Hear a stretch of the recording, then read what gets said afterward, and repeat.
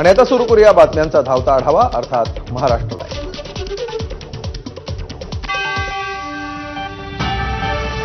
आमदार रोहित पवार भर आमसभेतच अधिकाऱ्यावर भडकल्याचं पाहायला मिळालं. तक्रारकर्त्यांची बाजू घेत माईकवरूनच त्यांनी अधिकाऱ्याला सुनावलं. रोहित पवार अधिकाऱ्याला कामचुकार ठरवत अदवा तदवा देखील बोलले. कर्जत जामखेड मतदारसंघाच्या अधिकाऱ्यांसोबत कामांचा आढावा आणि नियोजन यासाठी आमसभा बोलवली होती. यावेळी गटाराच्या निकृष्ट कामाबद्दल अरेरावी करत त्यांनी जाब विचारलाय. ठेकेदारानं निकृष्ट काम करून देखील अधिकाऱ्यांना मोघम उत्तरं दिल्यामुळे ते अधिकाऱ्यावर भडकले. तसं खराब काम तुम्ही तुमचं काम करून बदल्या करून जाता. पुढच्या येणाऱ्या 30 ते 35 वर्ष इथं परत ड्रेनेज होणार नाही. तुमचं आहे का ह्याच्यावर सुपरवायझर कुणी? हा सुपरवायझर आहे. दाखवा ना कुठे मग. आता तुम्ही कधीचा फोटो घेतले ते चेंबर एकदा आपण जाऊन दोघं पाहू. सकाळी या आपण दोघं जाऊन पाहू. तुमचं जे अडचण आहे आतापर्यंत काय गोट्या खेळत होता का? अरे हे फोटो काय बावड लोक आहेत का? नाही नाही सर, ही काय वेडी लोक आहेत का? खिशात काढ, हात काढ आधी. लय शहाणा काम करतोय तू इथं. मिजाज खोर तू बनू नको, तुला सांगतोय. या लोकांनी दाखवलेलं काम हे आमच्याकडे आलेलं आहे. हे खराब क्वालिटीचं झाले. हा तुमच्या बापाचा पैसा नाही, हा लोकांचा पैसा आहे. तू कुठलाही असशील इथं यांना राहायचे. त्यामुळे हे खराब कामं आहेत म्हणजे आहेत, ह्या लोकांनी दाखवलेली आहेत. उद्या बघतो करतो. तुमचे पराक्रम आम्हाला माहिती आहे, तुझ्या अधिकाऱ्याचे पण माहिती आहेत. त्यामुळे अशा खराब क्वालिटीचं काम कुठलाही कन्सल्टंट तू लावला असला तरी ते चांगल्याच क्वालिटीचं काम झालं पाहिजे, हे बघण्याची जबाबदारी तुमची आहे. जास्त अहंकार ॲटिट्यूड दाखवू नको. उद्या ही माणसं पिसाळली ना, तुला फिरता येणार नाही इकडं. हे असले काम चुकार असतील ना, डायरेक्ट शेण थापा यांच्याशी. दरम्यान रोहित पवारांनी आमसभेत अधिकाऱ्यावर भडकल्याच्या प्रकरणावरून अंजली दमानिया यांनी प्रतिक्रिया दिली आहे. रोहित पवारांनी भर सभेमध्ये अधिकाऱ्याला अशी भाषा वापरून बोलणं हे चुकीचं आहे, असं अंजली दमानिया यांनी म्हटलं. एखाद्या अधिकाऱ्याला पब्लिकली म्हणणं की तू काय गोट्या खेळत होतास का, खिशातनं हात काढ, आणि ही जी भाषा आहे अतिशय चुकीची आहे. तुम्ही त्यांच्यावर कारवाईची मागणी करा, तिथे धरणं द्या, त्यांच्या विरुद्ध बोला, सक्त शब्दात बोला, पण हे कुठेतरी चुकतंय असं मला वाटतंय आणि याच्या पुढे ही भाषा खपवून घेतली जाणार नाही. तर अंजली दमानिया यांनी केलेल्या टीकेवर रोहित पवारांनी उत्तर दिलंय. एखाद्या भ्रष्ट अधिकाऱ्यानं केलेल्या निकृष्ट कामाचा सामान्य जनतेला त्रास होत असेल तर अशा वेळी सामान्य माणसाची भावनाही आपण समजून घेतली पाहिजे. एखादा अधिकारी जेव्हा बघतो करतो अशी वेळकाढू भाषा वापरत असेल आणि लोकप्रतिनिधी समोर अधिकारी धडधडीत खोटं बोलत असतील तर सामान्य माणसासोबत ते कसं वागत असतील याची कल्पना करा, असं रोहित पवारांनी म्हटलंय. कधी कधी भावनेच्या भरामध्ये संताप अनावर होतो, पण याची कारणंही आपण समजून घेतली पाहिजेत, असं पवारांनी म्हटलंय.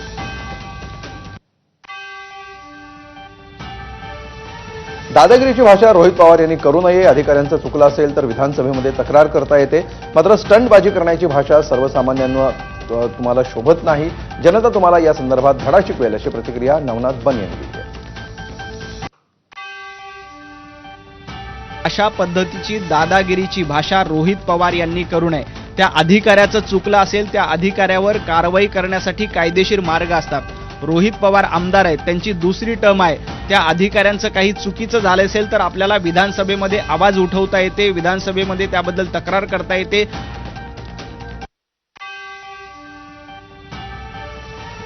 तर पदाधिकारी उडवाउडवीची उत्तरं देत असतील, लोकप्रतिनिधी पुढे तर त्याला जाब विचारला पाहिजे. आम्ही कोणाला घाबरणार नाही अशी प्रशासनाची भूमिका झाली असेल तर त्यांना धडा शिकवलाच पाहिजे, अशी प्रतिक्रिया विजय वडेट्टीवार यांनी दिली. तर वाईट काय, यापेक्षा नालायक लोक वाईट बोलत आहेत ना सत्तेमध्ये. तर एखादा अधिकारी जर उडवाउडवीची उत्तरं देत असेल आणि लोकप्रतिनिधी पुढे, तर त्याला जाब आजचे म्हणजे कोणाच्या बाबाला आम्ही घाबरणारच नाही अशा प्रकारची मानसिकता प्रशासनाची झाली असेल आणि मस्तीमध्ये असेल प्रशासन, तर त्यांना धडा शिकवलाच पाहिजे. भाजप आमदार गोपीचंद पडळकरांनी जयंत पाटलांवर केलेल्या आक्षेपार्ह टीकेवरून संजय राऊतांनी भाजपवर निशाणा साधलाय. जयंत पाटील भाजपात येत नाहीत म्हणून त्यांच्यावर राग काढला जातोय, अशी टीका राऊतांनी केली आहे.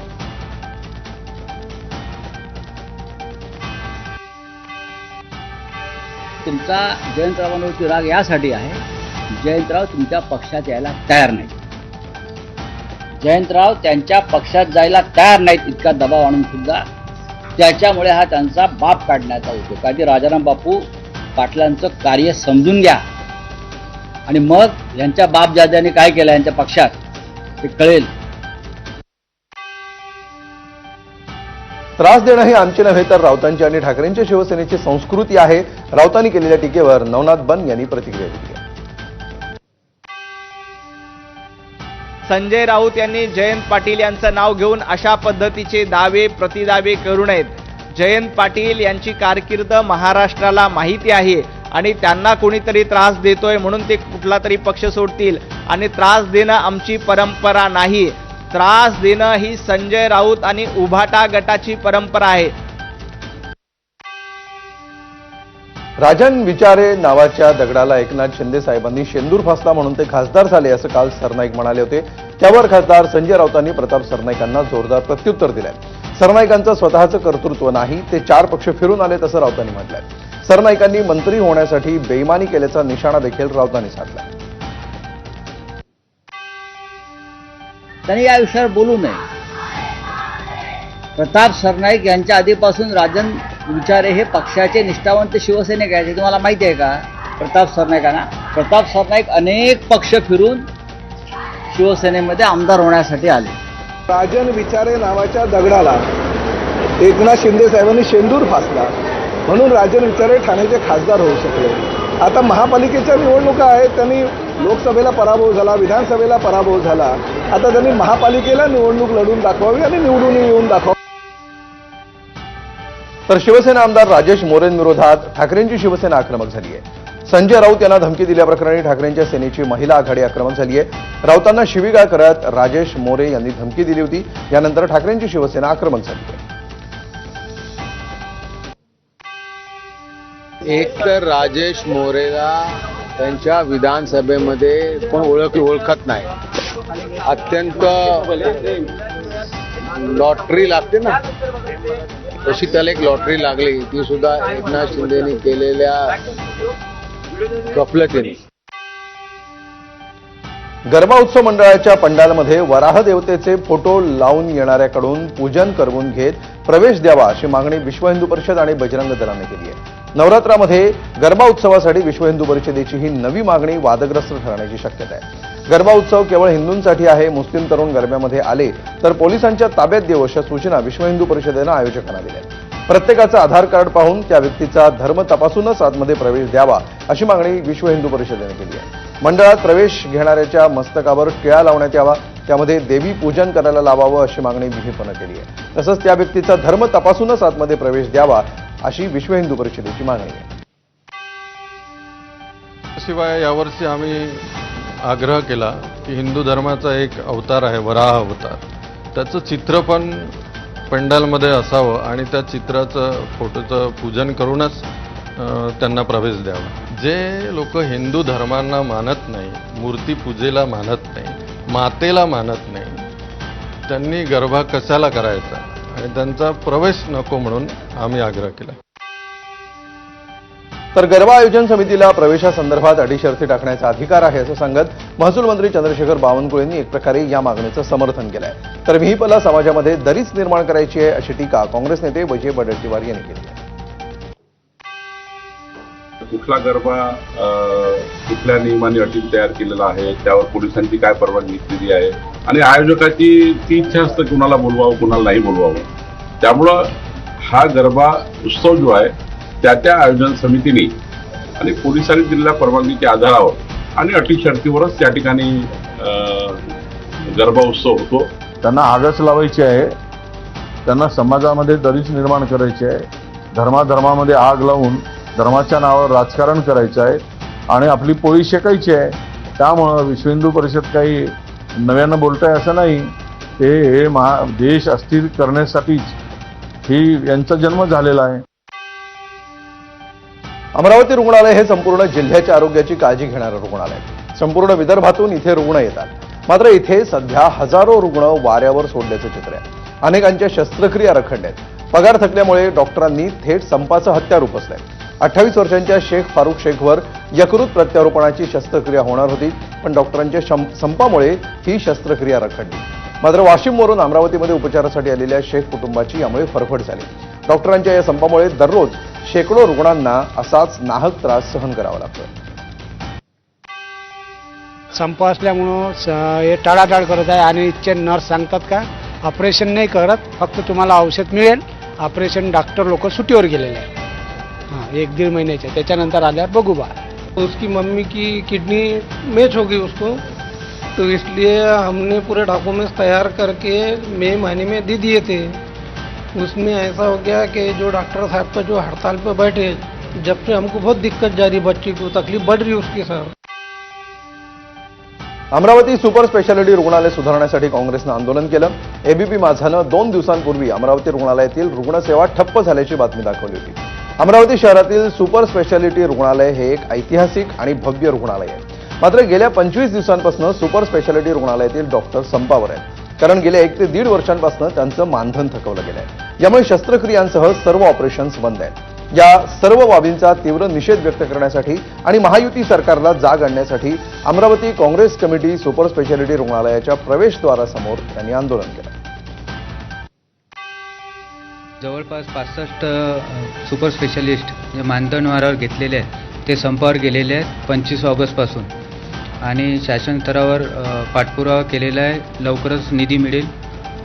जवळपास 24 ऑगस्टपासून त्यांचं मानधन पेंडिंग आहे. मागच्या वर्षापासून ते जवळपास 16 लाखापर्यंत त्यांचं मानधन आहे.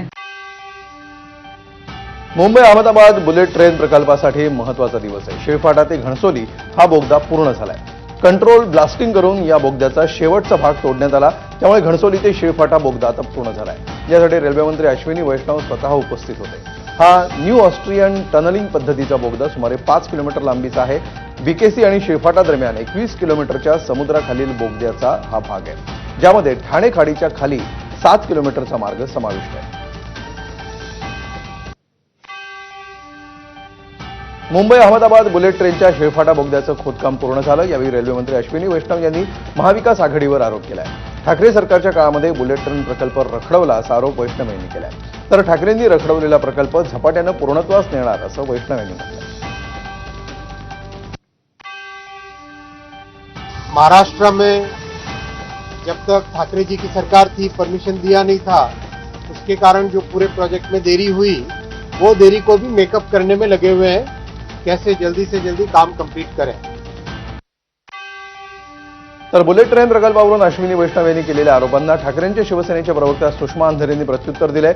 गेली 10 वर्ष दिल्ली ते गल्ली भाजप सत्तेत असल्याचा विसर पडला का असा खोचक सवाल सुषमा अंधारेंनी केलाय.